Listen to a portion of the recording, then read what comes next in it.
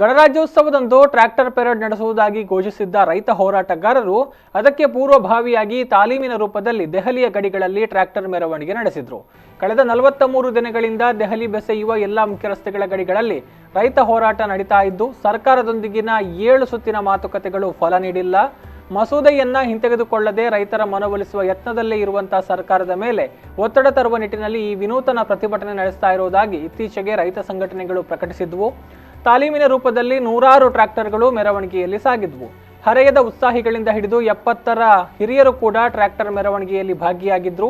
ರೈತರ ಪ್ರತಿಭಟನೆ ತೀವ್ರಗೊಳ್ತಾ ಇರುವ ಹಿನ್ನೆಲೆಯಲ್ಲಿ ಕೇಂದ್ರ ಸರ್ಕಾರ ಜನವರಿ 11ರಂದು 7ನೇ ಬಾರಿ ರೈತರೊಂದಿಗೆ ಸಭೆ ನಡೆಸಲು ಮುಂದಾಗಿದ್ದು, 2 ಮುಖ್ಯ ಬೇಡಿಕೆಗಳು ಚರ್ಚೆಯಾಗಲಿದೆ.